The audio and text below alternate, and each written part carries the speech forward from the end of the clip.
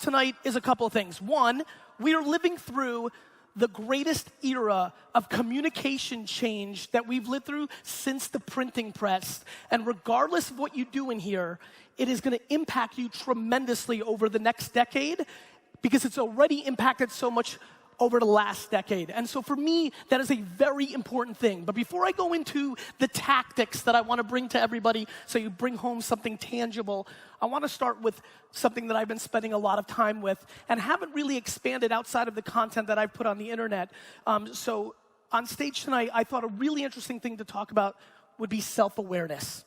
If I could spend 2 to 3 minutes with all of you and make you understand that self-awareness is probably the single most important thing that you can spend time on for your outcome, for your future life, it would be so exciting to me if hundreds or thousands of people left here today and started really realizing who they actually were.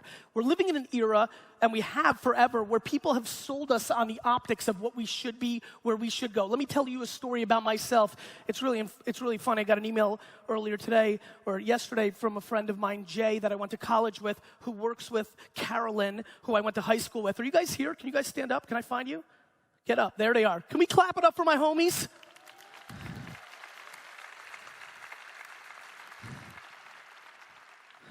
What's funny is both of them know how bad of a student I really was.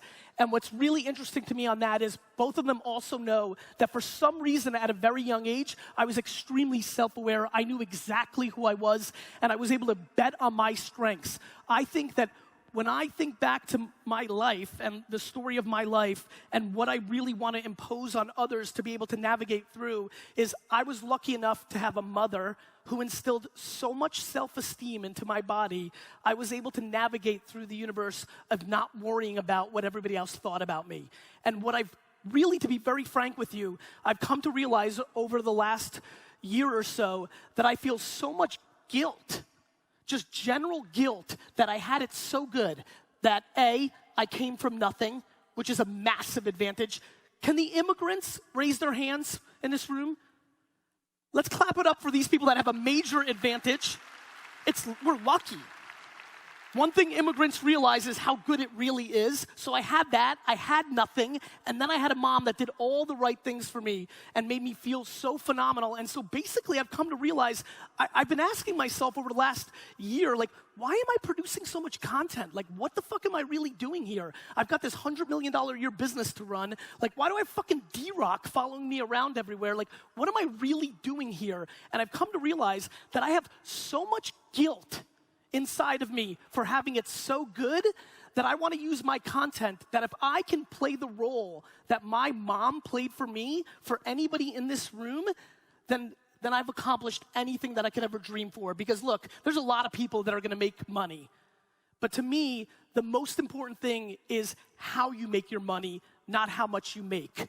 And what I realize, thanks, Mom. And what I realize is that we live in an era now where we can all document and create content around these narratives and communicate in a different world. The thing that I'm completely taken aback by is the fact that this is now the television, and the television is now the radio. And it's the late 40s and early 50s, and the people in this room that understand that, and understand that Snapchat and YouTube and Facebook and Instagram are ABC, NBC, ESPN, and MTV. And you like that? It's a good one, right? But I'm not done yet. You fucked me up. All right. And that the businesses and individuals in this room that realize how to make MASH or Seinfeld or the best shows on those platforms will win. We are living through a major shift where every person in this room has a binary decision. Either you go on the defense because of all of this, or you go on the offense. Either you realize this is the greatest opportunity we've ever had as humans and entrepreneurs, or you're scared of all these changes and you judge them and you fear them. And so for me, in this huge shift of technology and communication comes the greatest opportunity ever. Again, because the theme of the night for me, the fact that mainstream media has been able to cast such a cloud over this ecosystem is fascinating to me. I'll be very honest with you. I'm not sad. I'm pumped. I am thrilled that so many people think it's bad because that's more opportunity for me. And so what I implore you to do is spend a hell of a lot less time worried about other things that will impact you and spend a lot more time to figure out who you actually are. What are you actually good at? Are you actually in a position to be successful? What do you like doing? Because the opportunities are endless. The problem is we are scared to do different things because the fundamental core reality is we worry about what other people think. We worry about getting judged if we fail. One thing that I've been very blessed with is I've traveled the world quite a bit for business and speaking. And one thing that a lot of people may not understand is that entrepreneurship does not work in a lot of other countries because failure is a scarlet letter. Here in the US, we're so lucky that entrepreneurship is met with when you fail, you pick yourself back up and you go.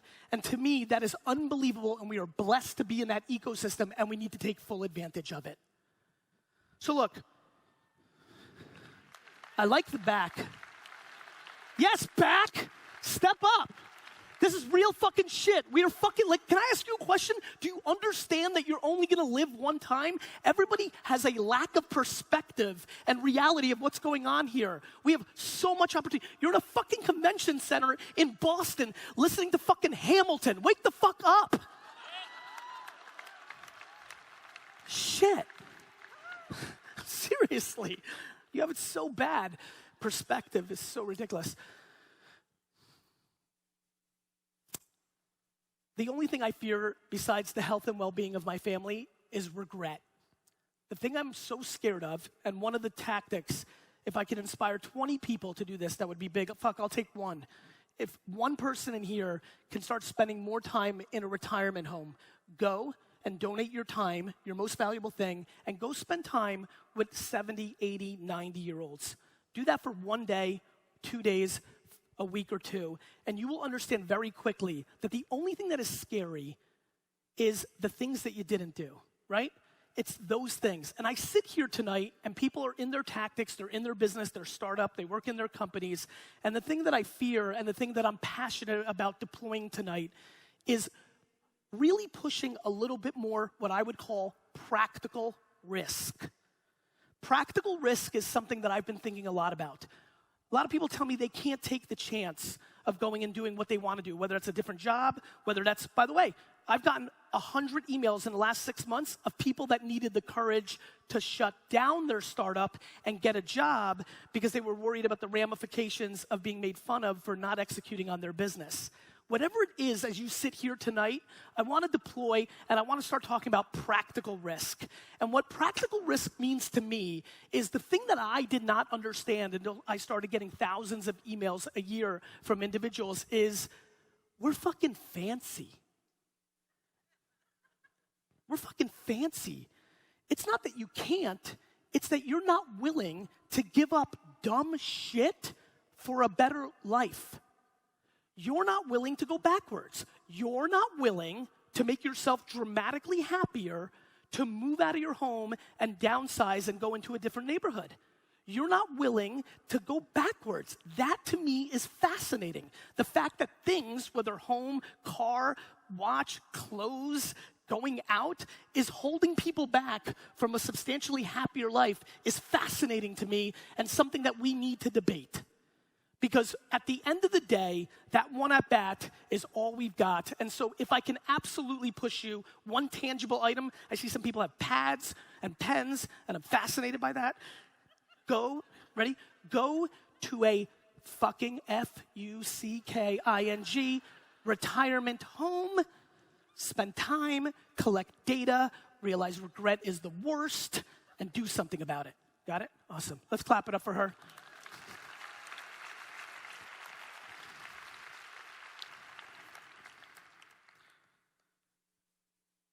I really want to talk about the phone and Facebook and Instagram and Snapchat because it's a place I come from, and I want to get a little bit away from the heady shit right now and get a little bit back into practicality.